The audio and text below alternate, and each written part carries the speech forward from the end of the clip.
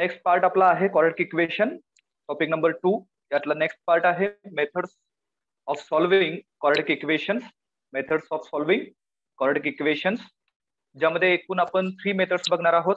एक आहे factorisation method, दुसरी आहे कम्प्लिटिंग स्क्वेअर मेथड आणि तिसरी आहे फॉर्म्युला मेथड. बघा, परत एकदा 3 नावं सांगतोय: factorisation method, completing square method and formula method.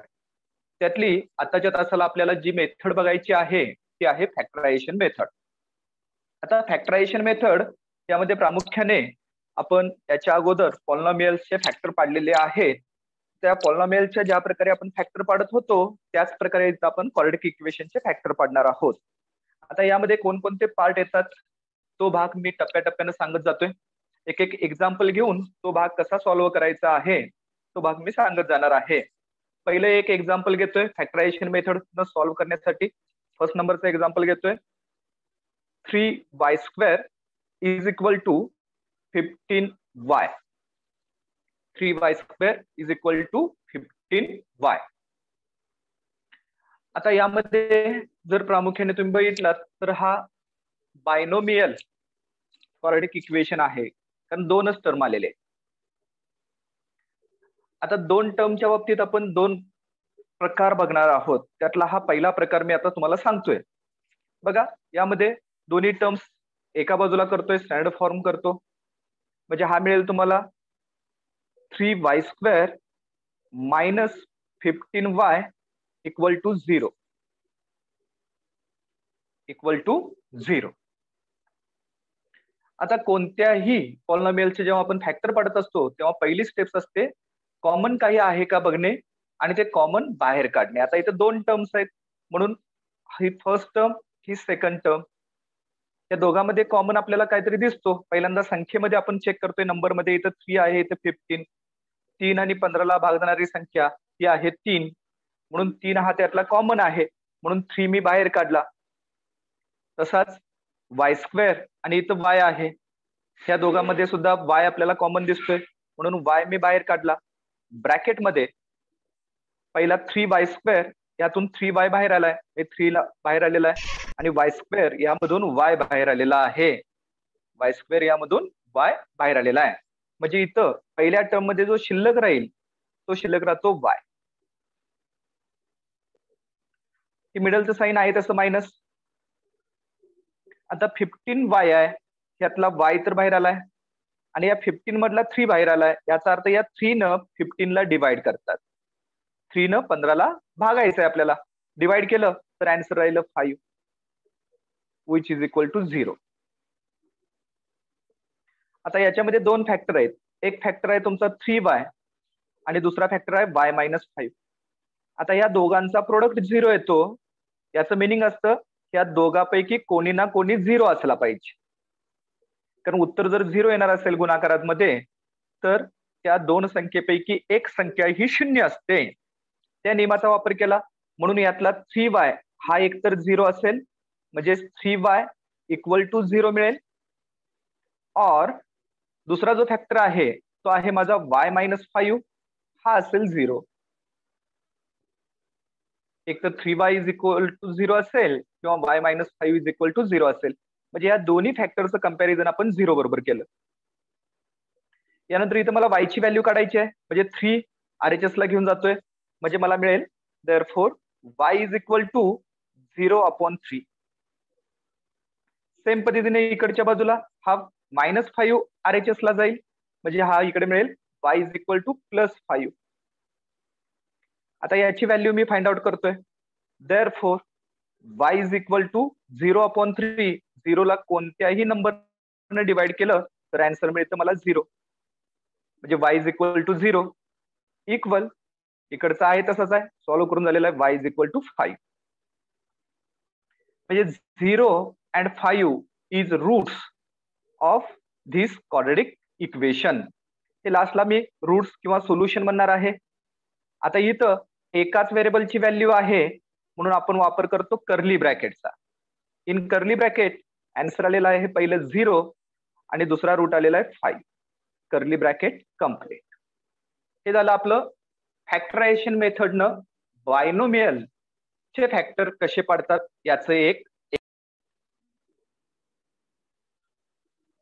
Second number example घेतोय. M square minus 25 is equal to 0. आता परत हा क्वाड्रॅटिक आहे कारण याची डिग्री 2 आलेली आहे म्हणून हा क्वाड्रॅटिक आहे. इथेही आपण बायनोमियल बघितला, इथेही बायनोमियलच आहे. पण ह्या दोघांमधलं कंपॅरिझन करून जर फरक बघितलात तर ह्या बायनोमियल मध्ये दोन्ही टर्म मध्ये बघा, ही पहिली टर्म आहे, ही दुसरी टर्म, दोन्ही टर्म मध्ये व्हेरिएबल आलेला आहे. इथं पण वाय आलाय, इथं पण वाय आलाय. पण या एक्झाम्पल मध्ये बघितलात तर एक गोष्ट लक्षात येईल तुमच्या की पहिल्या टर्म मध्ये व्हेरिएबल आलाय पण दुसऱ्या टर्म मध्ये व्हेरिएबल आलेला नाही. अशा वेळी जी रेग्युलर मेथड आहे, कोणती मेथड आहे बघा, पहिल्यांदा दोघांमध्ये कॉमन काय आहे का बघतात, कॉमन काय नाही आहे. मग पहिला टर्म आणि दुसरी टर्म याचं स्क्वेअर रूट घेतात, दोन्हीचं स्क्वेअर रूट घेतात. म्हणजे हा लिहिताना हा एम स्क्वेअर आहे, हा लिहिताना लिहितात एम ब्रॅकेट स्क्वेअर. आणि 25 हा लिहिताना 25 चं रूट आहे 5, हा bracket square equal to 0, equal to 0. आता बघा आपल्याला हा एक फॉर्म्युला झालेला आहे, इथं मी त्याचा उल्लेख करतोय त्या फॉर्म्युल्याचा. कोणता फॉर्म्युला होता बघा आपल्याला, तो फॉर्म्युला होता ए स्क्वेअर मायनस बी स्क्वेअर. याचे फॅक्टर आपण पाडलेले आहेत. कोण सांगेल रे मला ए स्क्वेअर मायनस बी स्क्वेअर चे फॅक्टर्स काय मिळतील?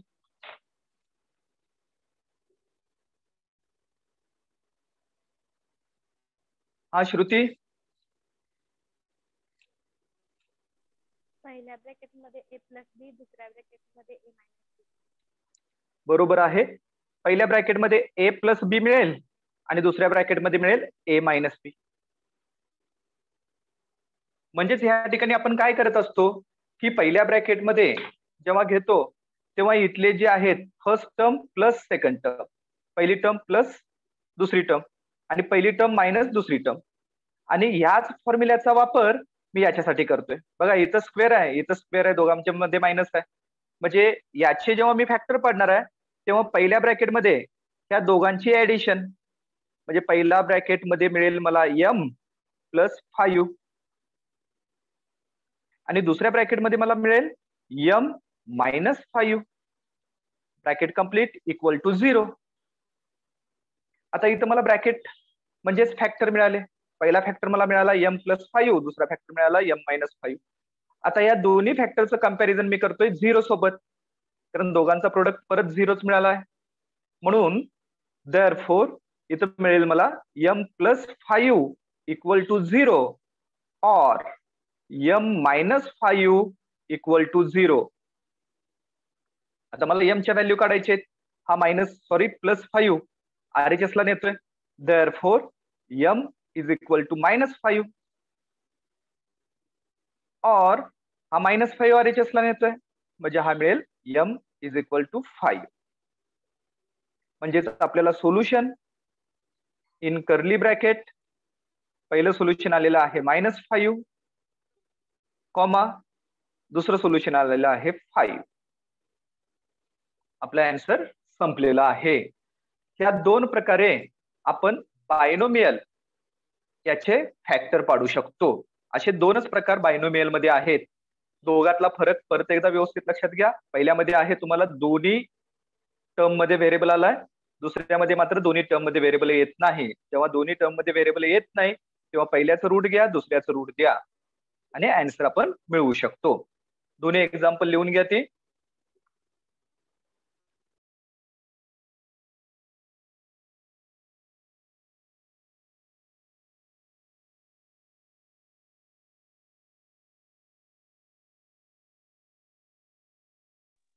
सर माइक ऑफ झालाय.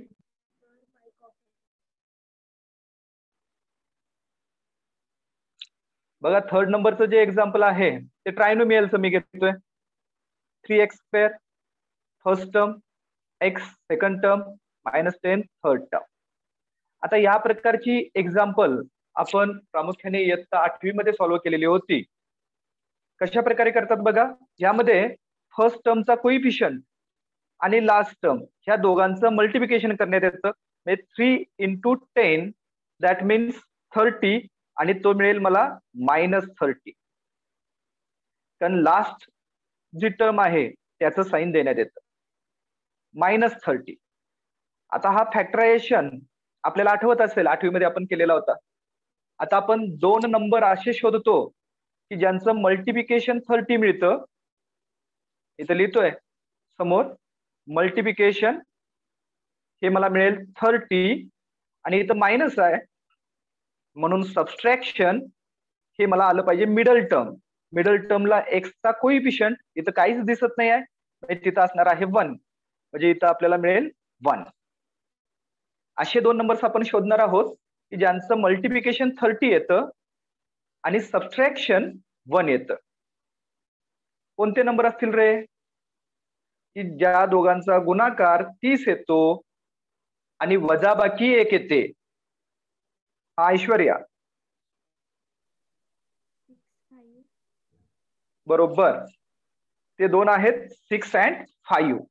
बघा 6, 5 दोघांचं मल्टिप्लिकेशन केलात 30 मिळेल, दोघांचं सबट्रॅक्शन केलात की 1 मिळेल. हे 2 नंबर्स मिळाले. आता यांचे साईन ठरवायचे असतात. यांचे साईन आपण परत एकदा मी आधीचाच भाग रिपीट करतोय जो याच्या अगोदरही तुम्हाला झालेला आहे. साईन दोघांचे देताना आपण इथलं जे साईन आहे याच्यावरून देत असतात. इथं साईन आहे मायनस. जर मायनस साईन येत असेल तर दोघांचे साईन डिफरंट येतात. जर मायनस साईन येत असेल तर दोघांचे साईन डिफरंट येतात आणि बिगेस्टला मिडलचं साईन देतात. म्हणजे मिडलला साईन आहे मायनस म्हणून यातला बिगला साईन आला मायनस आणि हा झाला तुमचा प्लस. बघा या दोघांचा गुणाकार केलात की -30 येतो, दोघांची बेरीज केलात की -1 येत. दोन्ही मॅचिंग. परत एकदा वजाची फोड केलात तर चिन्ह भिन्न, मोठ्याला मधल्या पदाचं चिन्ह, मोठ्याला मधल्या पदाचं चिन्ह. आता ज्या 2 संख्या आपल्याला मिळालेल्या आहेत त्या 2 संख्येचा वापर करून या मधल्याची मी फोड करतोय. म्हणजे आपल्याला हे इक्वेशन मिळेल 3x² - 6x हे वापरला प्लस यातला दुसरा नंबर घेतला 5x - 10 = 0. आता एकूण 4 टर्म्स तयार झालेत 1 2 3 4. यातील दोघांची मी पेअर करतोय. या दोघांची एक पेअर, या दोघांची दुसरी पेअर. आता कॉमन फॅक्टर काढण्याची मेथड आपण आधी बघितले तिचाच वापर. ह्या दोघांमध्ये कॉमन काय दिसतो? पहिल्यांदा संख्येमध्ये बघितलं 3 आणि 6 आहे. 3 आणि 6 ला भागणारी संख्या आहे 3. 3 कॉमन आला. इथे x² आहे, इथे x आहे म्हणजे x कॉमन आहे. इन ब्रॅकेट पहिल्या टर्म मधला 3x बाहेर आलाय म्हणजे इथं शिल्लक राहिलेला आहे x. मिडलचं सम साईन आहे तसं मायनस. आता 6x पैकी x बाहेर आलाय आणि या 6 मधला 3 बाहेर आलाय म्हणजे 3 न 6 ला डिवाइड करायचं. 3 न 6 ला भागलं की उत्तर मिळालं 2 म्हणजे x - 2. परत ह्या दुसऱ्या दोघांची पेअर आपण विचारात घेतली. या दोघांमध्ये कॉमन पहिल्यांदा संख्या बघितली 5 आणि 10. 5 आणि 10 ला भाग जाणारी संख्या आहे 5. ही मिडलचं साईन प्लस आहे तसं इथं 5. एक्स इथं आहे याला नाही आहे म्हणजे एक्स कॉमन येणार नाही आहे. In bracket x - 2 = 0. आता प्रत्येक वेळी या ठिकाणी हे जे ब्रॅकेट येतात हे दोन्ही ठिकाणी सारखेच येतात. जो सारखा ब्रॅकेट आलेला आहे, जो कॉमन ब्रॅकेट आलेला आहे तो एकदा लिहितात x - 2 एका ब्रॅकेटमध्ये. सेकंड ब्रॅकेट पहिल्या याच्यामध्ये जो बाहेर राहिलेला आहे तो कोण आहे 3x प्लस दुसऱ्या मधला बाहेर राहिलेला 5 = 0. हे 2 या क्वाड्रॅटिक इक्वेशनचे फॅक्टर्स आहेत x - 2 3x + 5. आता या दोघांची तुलना परत मी करणार आहे 0 बरोबर. Therefore x - 2 = 0 or 3x plus 5 equal to 0. आता हा -2 RHS ला गेला, x इज इक्वल टू 2. आता इथं पहिल्यांदा 5 जाईल, म्हणजे 3x इज इक्वल टू -5 आणि मग 3 जाईल, म्हणजे x is equal to -5 upon 3. म्हणजे याचं जे सोल्युशन मिळालं, हे सोल्युशन आपल्याला मिळालेलं आहे इन कर्ली ब्रॅकेट 2 -5 अपॉन 3. आता थोडस याच्या बाबतीत हा जो पार्ट आपण इथे केलेला आहे, या पार्टच्या बाबतीत मी थोडासा भाग सांगतोय तुम्हाला, कारण जो महत्वाचा आहे. बघा कोणता पार्ट आहे त्याच्या बाबतीत. जर समजा तुम्ही प्लस याची जर फोड केलात, इथं मायनस होता, इथं प्लसची फोड केलात, जर प्लसची फोड केलात तर साइन सेम येतात. म्हणजे दोन्ही प्लस प्लस किंवा मायनस मायनस. आणि मिडल टर्म साइन मिळतं, मिडल टर्म साइन. आणि समजा जर निगेटिव्हची फोड केलो, जी आता आपण केलेली आहे, म्हणजे मायनसची फोड केलो, तर साइन जे मिळतात ते डिफरंट मिळतात. Sign different. आणि इथं जे साइन मिळतात आपल्याला डिफरंट, त्याच्यामध्ये जो मिडल टर्मचा साइन आहे तो बिग ला देतात. Big number middle term sign.